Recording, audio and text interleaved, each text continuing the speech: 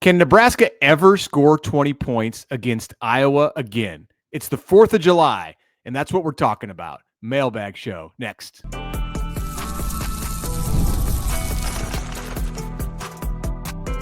You are Locked On Nebraska, your daily Nebraska Cornhuskers podcast, part of the Locked On Podcast Network, your team every day. Hello, and thanks for making Locked On Nebraska your first listen every day. We are free and available wherever you get podcasts and on YouTube, part of the Locked On Podcast Network, your team every day. And this episode is brought to you by Gametime. Download the Gametime app, create an account, and use the code LOCKEDONCollege for $20 off your first purchase. All right, welcome everybody. Happy 4th of July. A special episode today, but a regular episode, Friday mailbag, as it is Friday. Hope everybody has a nice, safe, and however peaceful you want it to be weekend, although it might be tough around here sometimes. Connor Happer, Mitch Sherman with you. Mitch, hello. Happy 4th of July. Hello. Happy 4th. I feel like it's already past the point of not being peaceful, at least in terms of the amount of noise that I heard last night. Lots of explosions. So yeah, hope everybody kept their fingers and faces intact. We hope we could be the soundtrack, maybe, or at least to part of the soundtrack to wherever you're going today. If you're driving across the state or something like that. Hello. We'll give you some content, really, but this is made by you guys. So let's get to the mailbag questions because we have a bunch of them today. And we're going to try and get to all of them. Let's go to Tucson first. That's where Josh is. Hi, guys. Thanks for putting up the bat signal for Arizonans. Heck yeah. Last week, we talked about it. We had nobody from Arizona. This is not an updated map. So, Nathan, we need you to come back and give us an updated map. But first, this is apparently our first question ever from the state of Arizona. Once again, shocking, but way to go, Josh, for being the first person in there. Since I grew up in Western Nebraska, but now I live in Tucson, what are the chances of scoring more than 20 points and beating Iowa this year? I have high hopes for Dana Holgerson's offense, but they always seem to drag us into the deep end, and we can't swim. That is a great explanation of what happens in those games. I would consider the season a success if we only beat them. Thanks. All right, so quick history lesson. Nebraska has not scored 20 against Iowa since they won in 2022, but generally, consistently, it's in the low to mid 20s. There was 4 straight years where Nebraska lost by a score or less, and they scored at least 20. Yeah, so Iowa has kind of cracked all the codes to beat Nebraska any which way possible. But the last 2 years have been 13-10. 13-10. Yep. And they've been strangely, painfully similar for Nebraska. All these games, every single Iowa game has been the same, except for the one where Nebraska won. And then the one where Nebraska got absolutely wrecked in 2017. I don't know, Josh. I don't know. Nebraska may not need to score 20 against Iowa to win. Nebraska could win a 17-10 game. Nebraska could win a 19-16 game, and I think people would be just fine. What I take from this question is he says, okay, there's two thoughts here. He says, I would consider the season a success if we only beat them. Do you mean that you would consider the season a success if Nebraska went 1-11 and beat Iowa? Or do you mean that you would only consider the season a success if Nebraska beat Iowa? The way it's worded, like, he's good with 1-11, but I think what he means I took it as the one. People say that all the time, and honestly, it would be a pretty cool flex if they didn't win any games until that game and said our worst team ever beat you. I mean that's kind of a fun flex, but no, I don't think you want to go through the pain that would lead to that. And the pain after it, because it's not saving much of anything. Like your program's in shambles if you go 1-0-11 headed into Black Friday, but. What's a more interesting thought, and this is like typical summer conversation, is the season only a success if you beat Iowa? So if Nebraska is, say, 10-1 going into the Iowa game, say you lose to Michigan, let's say you lose to Penn State, but you beat Michigan, and you're 10-1 going to Iowa, and then you lose. Does that take away the shine of a season by if you're 10-2 but lose to Iowa? Yeah, absolutely. Okay. In my opinion, it does. I mean, at the end of the day, you're still going to look back at it and say we were 10-2, and we made the playoff, or we almost made the playoff, or something like that.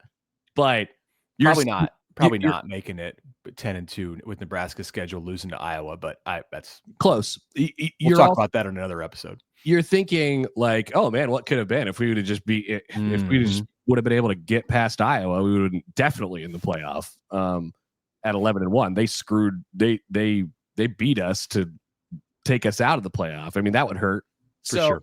It carries a lot of importance with it. It can't be like the sole only thing that's important. It's not, but it definitely has it's the impact of that game being the last game of the year.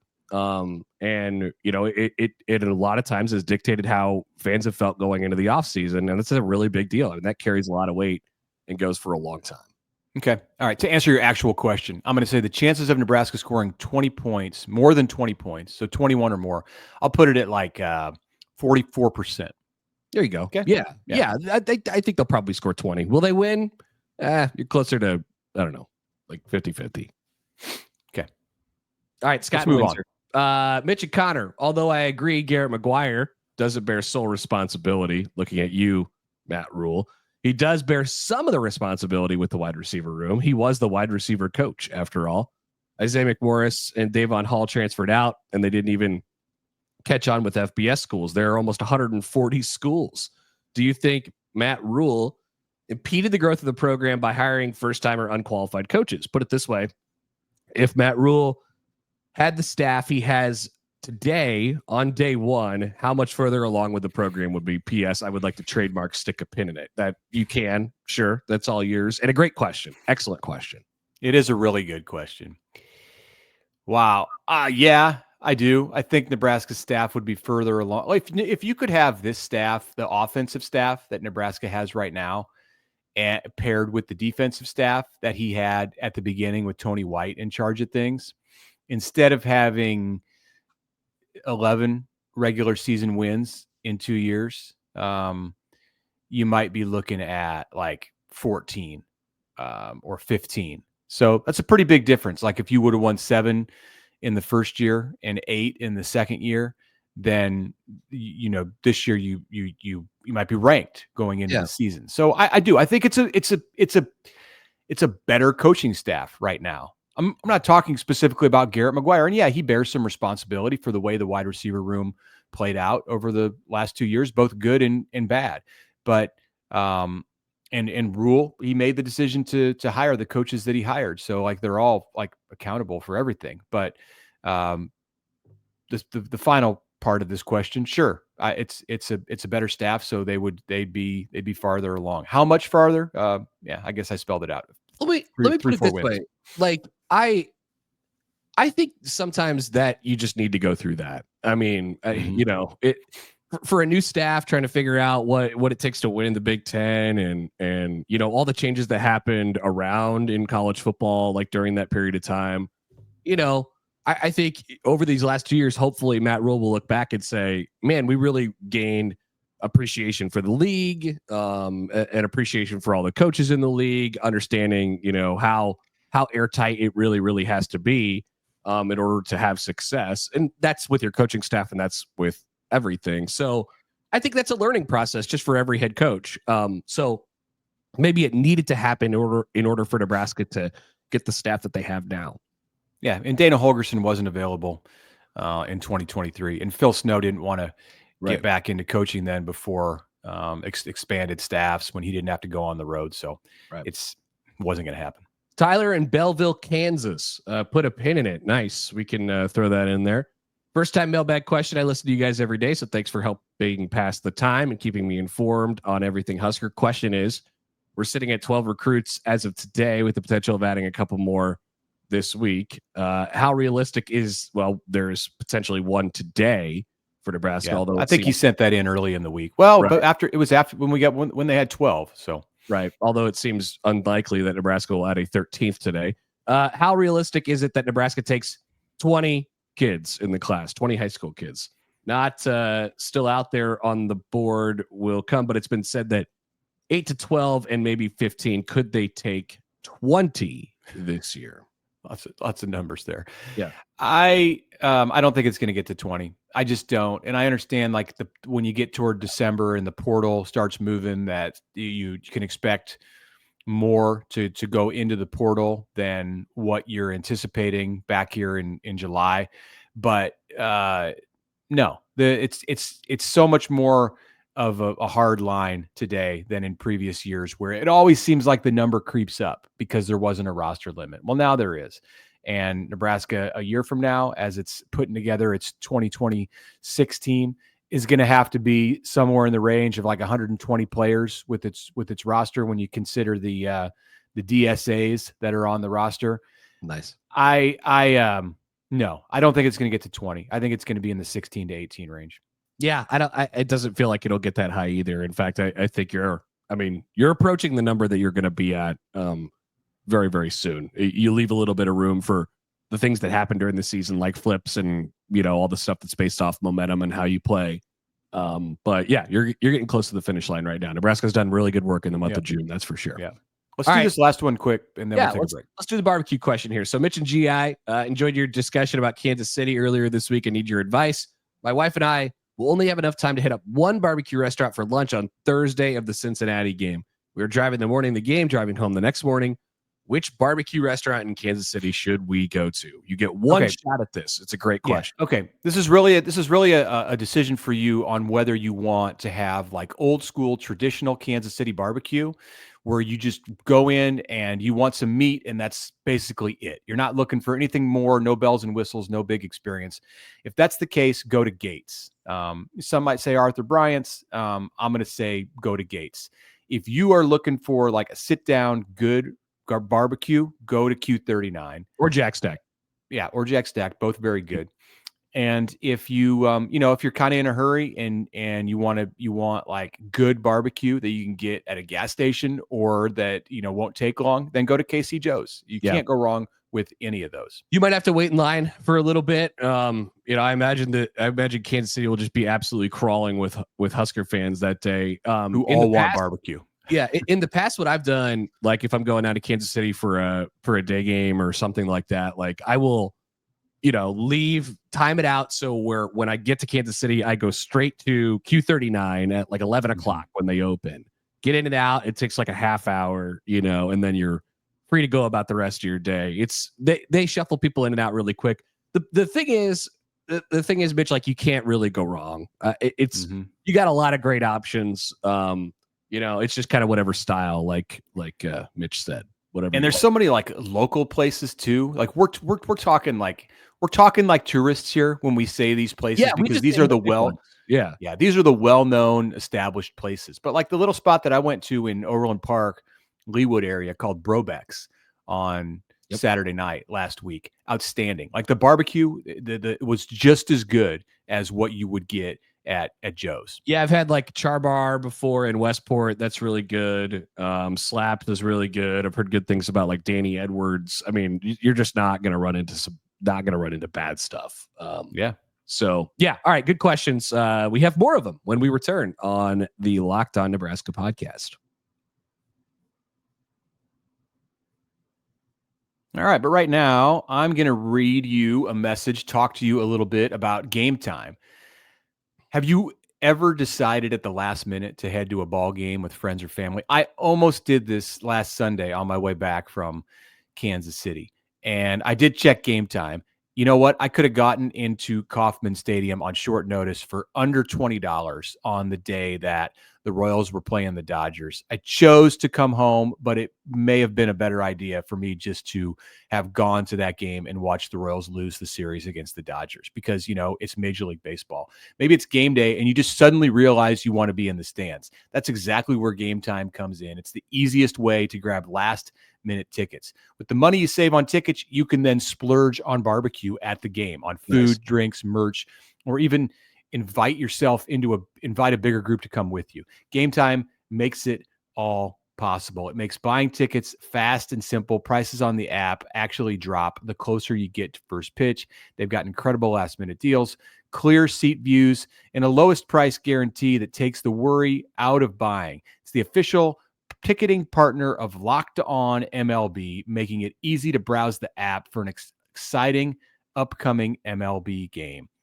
Take the guesswork out of buying tickets with Gametime. Download the app, create an account, use the code LOCKEDONCollege for $20 off your first purchase. Terms apply. Again, create an account, redeem the code LOCKEDONCollege for $20 off. Download Gametime today. Last minute tickets, lowest price guaranteed.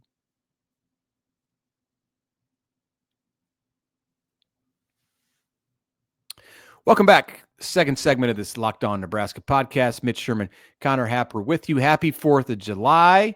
We are cruising through a mailbag show, going to Adam in Mays, Kansas. Will Nebraska ever have a legit coaching/culture/confidence advantage over more than half of the Big Ten opponents? Like legit enough to let us actually be the team with the higher number of points scored in close games. That's funny. Adam is lamenting that Nebraska, not since Bo Pelini, has had this kind of a mental advantage, even against the likes of Minnesota, Illinois, Indiana, and Purdue.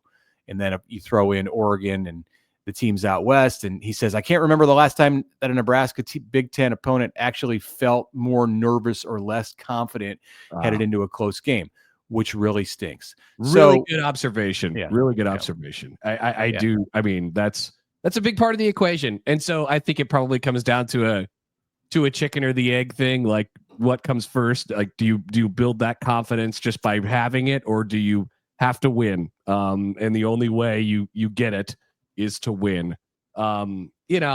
It's practice habits and all this stuff that just happens behind the scenes.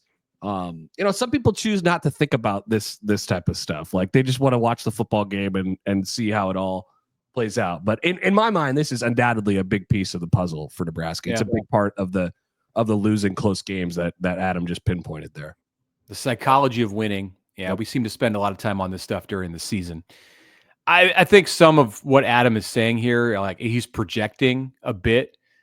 That mentality absolutely has existed and does exist in a certain way within the Nebraska locker room. But also, I read this question and it's like this is how Adam feels as he's watching games. Like you feel as if there's just no way it's going to happen. So it's okay if you feel like that, but the team is able to get over that hump, which I think they're closer to doing today than maybe a year ago. Although certainly not all the way there. Then that's okay. The fans will follow. Yeah. Let's go to Dylan.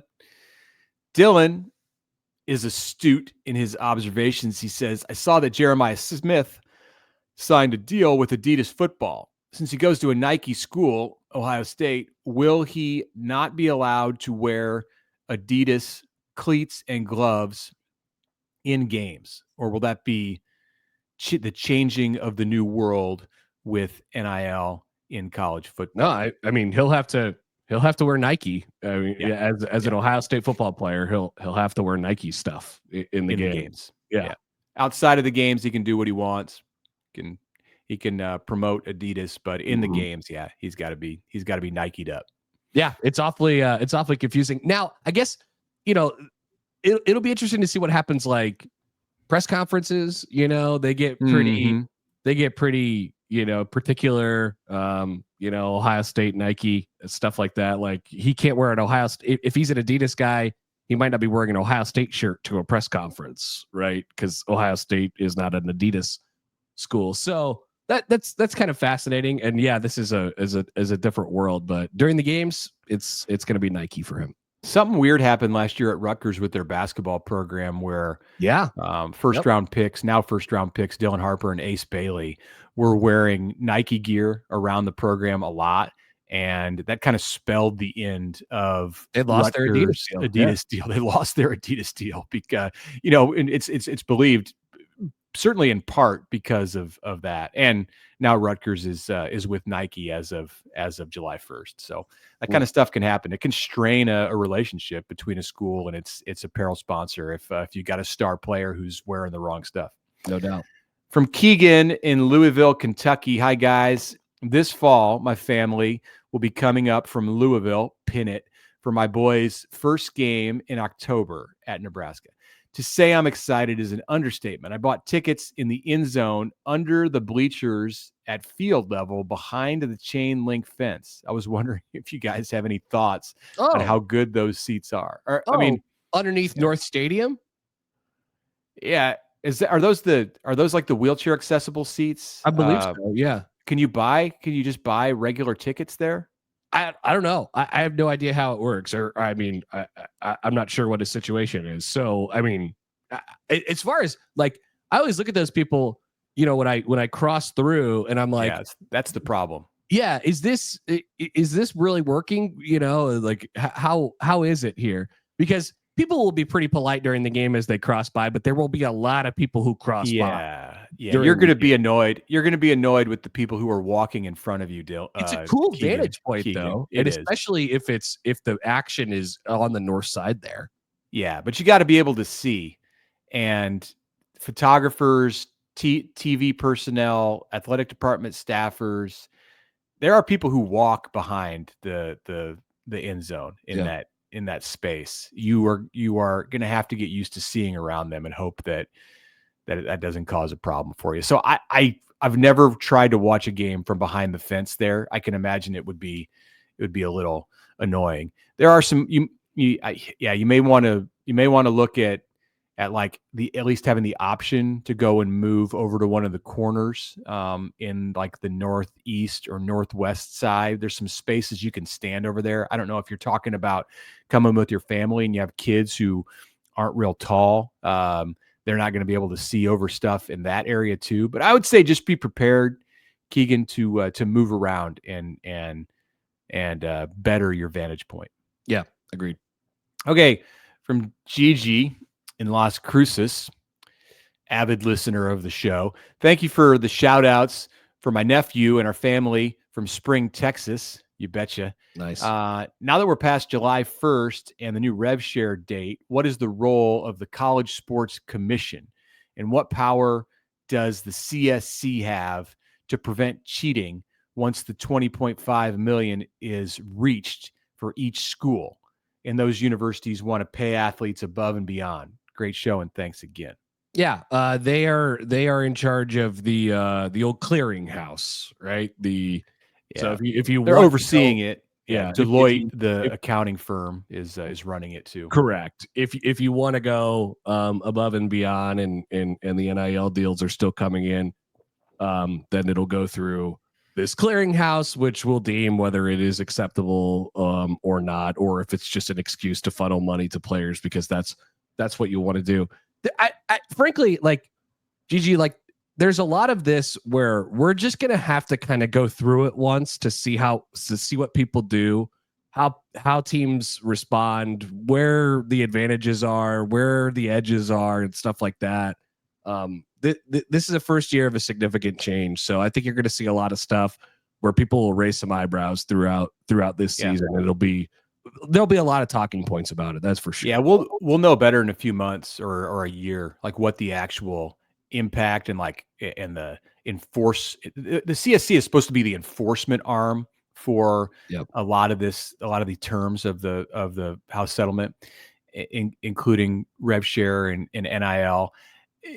We'll see. Are they going to be toothless, or will all of a sudden the schools have to respect this? I have heard that in the early days here, don't expect a lot of NIL deals to get shot down, to get denied by the clearinghouse. That they're going to it's going to have to be really egregious as far as just straight pay for play. Like if they've got any justification at all in how they structure it, and also a lot of these may kind of go through the media companies, like the multimedia companies that schools have agreements with. Nebraska, it's Playfly. Other schools have Learfield. They can run NIL deals through those companies, and those I think are much less likely to be denied by the clearinghouse. Yeah, they don't want to get sued either. So there's that piece of it. Let's take a break. We have more questions that we'll try to get to all of them on the other side of the Locked On Nebraska podcast.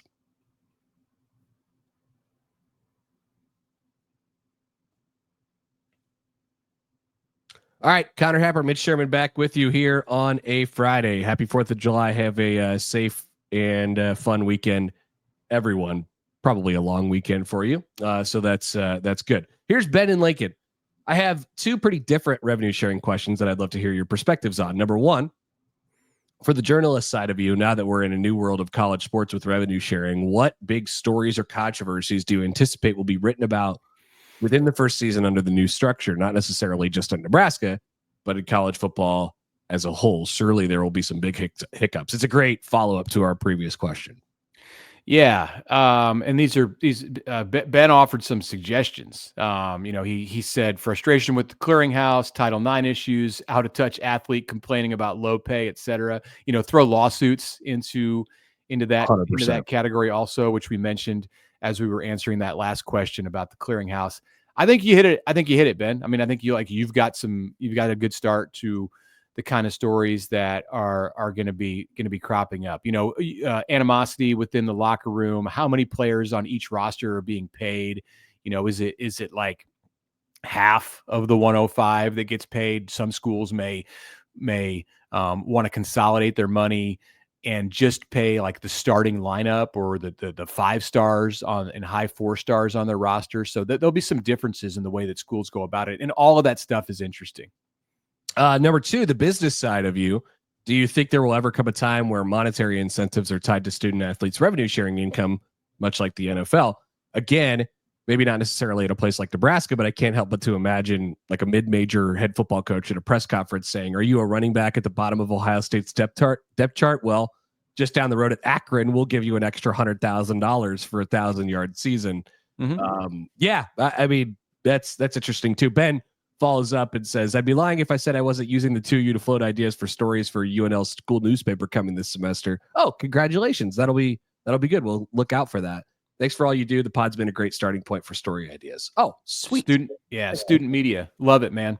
If you're at a press conference, stop and say hello. To talk to the students especially when they're working hard and thinking about stuff on this level. Yeah, I do think that some of the contracts, when we get down the road with rev share, are going to include incentives unless for some reason it's legally not available. And I don't see why it wouldn't be. We've already crossed like a million bridges that seemed off limits just a few years ago. So put incentives in their contracts. Absolutely. And that will also incentivize players who aren't getting playing time to go and meet those incentives at a different school, because like $100,000 is $100,000. Like it's still a good chunk of change if you especially if you aren't guaranteed an NFL future. Right now, these contracts are what you would call team friendly, right? We talk about that all the time in like the NFL or Major League Baseball or the NBA, like team friendly contracts, right? These are team friendly contracts right now. These are university friendly contracts. As it goes on, maybe there will be some collective bargaining. Maybe there will be, other stuff that happens, but they will get more and more player friendly as we go on throughout the years. Scott in Sioux City. Hi guys, greetings from Sioux City. Listen every day, and I am thrown into disarray when you don't post. Looking at you, Connor. Yes, I apologize for being sick. I'm still working through it. How dare you? How dare you be sick? How is the rev share distributed? Do the players get a lump sum check monthly, weekly? Does it span from July 1st through the next 12 months? Important, because if it's not lump sum, someone leaves. They aren't cleaning us out to go elsewhere, get paid again by another school. Love the show. Go Big Red. P.S. We need a Runza up here in Sioux City. Send help. Cool. Excellent. Yeah. So the closest Runza I checked, because this is important stuff, closest Runza to you in Sioux City, you probably know this, Wayne, Nebraska, and Yankton, South Dakota. So just go for a little drive one day for lunch or dinner, and you'll be good. That's up to the school on how they distribute rev share. They can give it in a lump sum. They can pay their athletes monthly, twice a month, whatever. So I'm sure there'll be some uniformity that comes into focus as we get down the road on this. But right now, It's it's up to the schools, and like there needs to be contracts like that look the same from school to school to school. Yeah. And that can all be negotiated. Like I want it all up front, but I don't think that, there might be clauses in these contracts that say, okay, you're going to get $400,000 up front, and that's your payment for the next 12 months. But if you transfer, you have to give some of it back. And like if it's written in a contract, they're going to have to do it, which is a little bit different than the way things have worked with NIL over the past few years. It's a bit of a blank slate right now. That's kind of the issue. Mm-hmm. Here, let's go to Pat in Inglewood, Florida. Last year, at one of Dana Holgerson's first press conferences, he mentioned a player on the team that had caught his eye. In the press conference, he did not say who it was, but the implication that it was someone that was not seeing a lot of playing time. Was it ever determined who he was referencing? Was it Emmett Johnson? Thanks, love your show. Please put a pin in Inglewood, Florida. Inglewood, Florida. I don't think it was Emmett Johnson because he had been playing a fair amount. Now it was a wide receiver, right? It was Quinn Clark. Didn't we all decide it was Quinn Clark? We thought so. And then Quinn Clark did not emerge on the field, at least in subsequent games. Was this ahead of the Wisconsin game? I think it was when Nebraska came back from SC. He said there's a wide receiver. Maybe it was before USC. That's making some noise right now, or something like that. I see one of them right. That's before he knew everyone's name, by the way. It was he didn't know their names.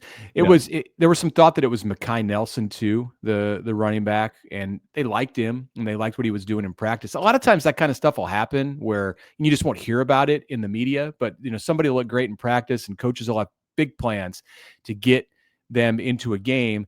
And, then you only have 57 reps because you were 0 for 11 on third down conversions the next week out, and they don't get off the bench. So, yeah. All right, let's see if we can scream through these last few here. Tim in Greenville, South Carolina.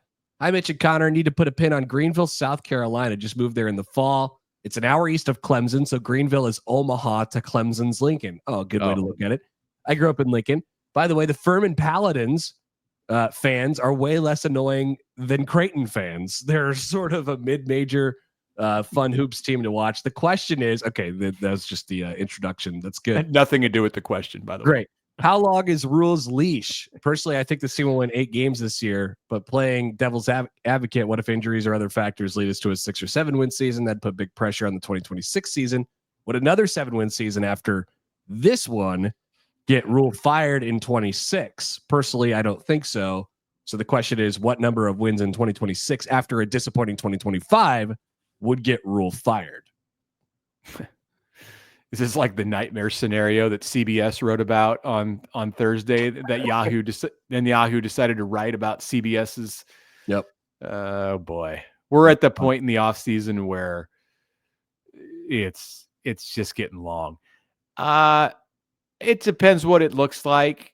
You still have to consider the contract and the buyout. I mean, but if he's coached 4 years and failed to get above 7 wins in any of those 4 years, he's going to be on the hot seat at that point. It's one of those things where you just kind of know it when you see it. Like, if the wheels are falling off this year, it's going to be a tough pill to swallow going into next year and then going through next year. If they're not, and it's still, everything, they're still checking a bunch of boxes, but the wins aren't coming, then that's where it gets a little bit more tricky. But I don't think it's tied to like a win total or anything. It's just kind of, it when you see it. Yeah. Okay. We got some more. Let's keep going. Let's do them all. It'll be a longer show today. So good. Vincent Napa basically, I'm just going to summarize this. Vincent Napa basically just wants us to talk about Roger Craig and Tom Rathman. So maybe we could just talk about Roger Craig and Tom Rathman for a little while. Yeah, he's wondering if they're one of the best running back duos in NFL history in the same backfield. Of course, both being Nebraska grads, and Vince explains that this is how he became a Nebraska fan while these two were churning out big yards for the San Francisco 49ers in the late 80s. Yeah, I'm going with Bo Jackson and Marcus Allen as my top running back duo in NFL history. But Vince was saying maybe these guys are in the top 10. And I won't argue with him. Yeah, they're definitely underappreciated and under talked about for how prolific of players they were. That I think that's ultimately the point that Vince was trying to get to, and they most certainly are. I would say in this case. Yeah. Let's go to Noel in Clarksville. Next, pretty my question front and center today. Oh yeah, he wrote the question. He sent the question last week about that we led with. Yeah. Okay, so let's see how the follow up is here. Love your show. Listen every day when you're healthy. Thank you. I realize the Devaney and early Osborne eras are no longer relevant to today's listener. I'm showing my age. I would point that I would point out that there was quite a bit of skepticism with Osborne's hire because of his age and lack of head coaching experience. However, he, not unlike Solich, was handed a loaded cupboard. He also had to deal with the Big Eight. I agree that Solich had the most pressure, but Osborne certainly had some. I'm also attaching some support for my Oscar Isaac claim. Wait, that wasn't a question. I think it was just a follow-up to the. He didn't even have a question. He was just telling us about the pressure. So this was a question about which coach at the start of their time at Nebraska had the most pressure on them. That's and right. We decided it was Scott Frost. Some people took issue with that. There were some comments that were very much in disagreement with us. So hey, it's all in the eye of the beholder. And at different times in these coaches' careers, they had lots of pressure. They all faced a lot of pressure. So that was a great question that you brought to us, Noel, last week. And thank you for the follow-up. He sent some photos of Oscar Isaac, who I was unfamiliar with when he suggested. I didn't even know about him as an actor. We don't know actors on this show. Yeah. So Noel was telling us that Oscar Isaac looks a lot like Kyle Crooks, Nebraska's new play-by-play announcer. And I don't know. We did like an IMDb search of Oscar Isaac and like things weren't really clicking for us, but he tells us that he's talking about the Oscar Isaac from his time as Poe Dameron in the recent Star Wars films. So, and then he also said, I've seen it. I know what you're talking about. Rogue One, maybe. I think he was in, I don't know. I didn't look it up, but that sounds right. Okay. There's a little sense of, I can see this. I see the resemblance. I like it. Let's finish with Justin, who has a lot of questions. Let me just skim through this. So, lovely July day, but I keep going back to something Connor said weeks ago. He proclaimed that our beloved Huskers will never win a national championship in football again. It always comes back to this. He's obviously wrong, but what could you expect from a J-sker? But let's pretend he's right for a moment. Here are my questions. Where do we belong in the pecking order of the Big Ten? Or even back in the Big 12. If we are going to be middle of the road for eternity, should we just find a mediocre coach and only pay him $500,000 a year? Should we re-leverage the revenue share toward different sports? Why pay $1 million for a quarterback if we aren't going to win? What sport should we focus on? Should we pull a Texas Tech and buy the best softball team or men's and women's basketball? And on a final note, if the university adds another female sport, I think flag football makes the most sense, but I'd really like to see lacrosse but the most financially responsible answer would be hockey and just use the ice boxes space. Well, Nebraska has an arena, a little hockey arena too. Hope you have a great 4th and don't lose any fingers. Go Big Red. Where would Nebraska play women's hockey? Are you talking about the ice box? The Breslin Center, or Breslow or whatever it is. It's over on the other side of the bridge across from Pinnacle Bank Arena and over by in between the parking lot and Haymarket Park.